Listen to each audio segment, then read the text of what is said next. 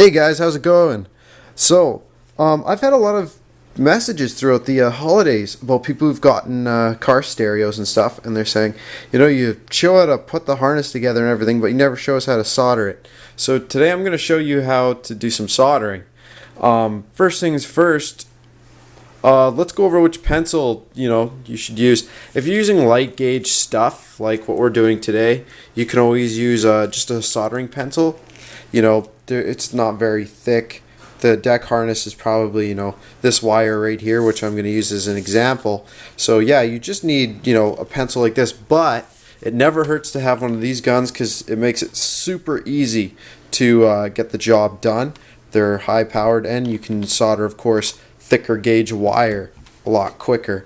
The disadvantages, of course, for this one is you have to wait probably 10-15 minutes for it to warm up, and then after it warms up, then you have to worry about if it falls or if it touches anything. That's why you see is I always have a paper towel here to put it on, so that way if it's going to burn anything, I'll just burn the paper towel. You don't want it to wreck your workspace, and it's really important if you're doing this inside your car because you do not want to burn your car's interior. That would suck.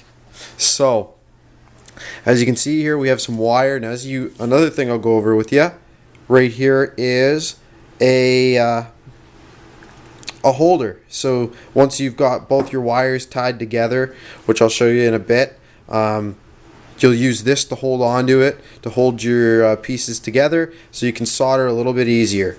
If you don't have one of these, another thing you can use is either a spray paint cap lid or this. And as you can see, you just put the two wires, one piece on in between each side, and then you can solder. And then any bits of solder, if it's your first time, you might drip a little. It'll drop into the bottom of the cup, so it won't make a big mess. And then for finishing it off, as you can see here, we have heat shrink, and or if you don't have heat shrink, you can use electrical tape just to make sure you cover that connection. It's funny, even if I use heat shrink a lot of the time, I'm just electrical taping the ends just because I'm just crazy anal like that. I just want to make sure that nothing's going to go wrong. And then I have, of course, our strippers. Another style of strippers, you usually find these, the problem is these I think are my dollar store ones, so they don't strip worth a damn. Never buy a dollar store stripper, they suck. Anyways, as you can see here, this is our cutter, and this is just so you can cut the wire. Don't try cutting your wires with your stripper. You can if you have this one, it's got this, but once again, dollar store stripper probably can't cut worth a damn. So yeah, once you have that, I'll show you where we go from here. So now that we've kind of gone through everything, I'll put the camera down and try and get a good angle so that way I can show you what we're going to do here. Alright, so as you can see here, we have our wire. And say if we're going to actually just cut half of it, which I'm going to do in this case, we're just going to go right here. And then after you've got your two halves, or if you've just cut the existing tip off, you'll take your stripper, get it nice and solid, go through that twice. There we go. As you can see, and then here, there we go. So once you have your two halves, or say if this is one wiring harness and this is the other, take them, you can flay them a bit, and then you want to twist them together like so. Nice solid connection. Alright, so the thing is, before you actually twist them together, if you're going to be using heat shrink, this is where you put the heat shrink on and have it right here, so that way when you're done you slide it over your connection, and then of course you use your lighter to heat up the heat shrink, and it shrinks around the wire. Or at this point, yeah, so once it's on here, then what we're going to do is I'll just flip the camera around. We should have our alligator clips here, and I'll just show you. Once again, I rarely use this stuff anymore, but it's still, when you're starting out, or if you haven't done this before, having that extra set of hands is really useful. Now the thing is if this heats up too much, these alligator clips here, they can actually sink in through the shielding of the wires, the plastic shield. So you want to be careful with that too. I find that, once again, the best thing to use is either the cup, or if you are going to use something like this, the alligator clip idea, I usually actually have on here is electrical tape just to guard the teeth to make sure they don't sink in, and just, you know, it still holds it. Anyways, so next thing you of course will need is our solder, and then from there, as you can see, we got our solder. I'm going to just use the big bad boy to get it done really quickly. And when you're soldering, remember, you're trying to heat the wire. You're not trying to jab the tip with it.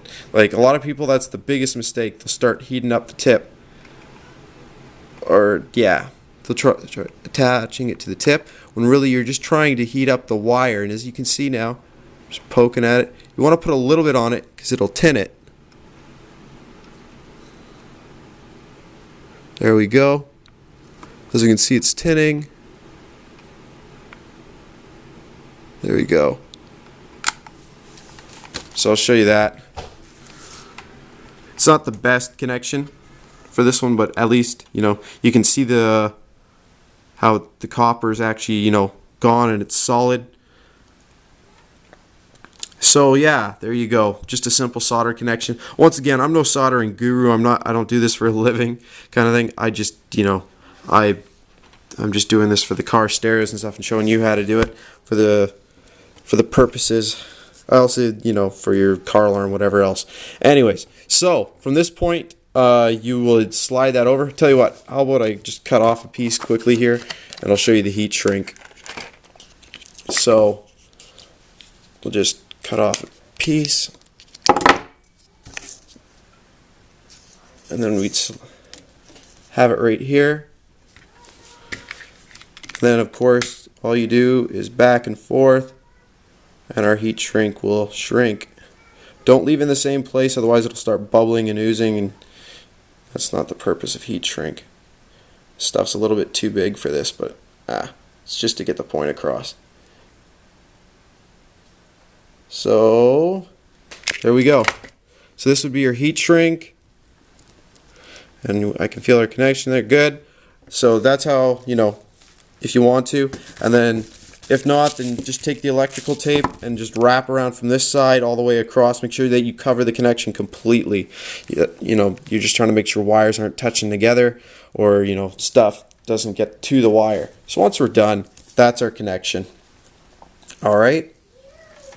So as you can see, it's not very hard. I mean, all you're doing is heating up the wire. As you can see, I used this one, so it was able to heat up the wire pretty fast.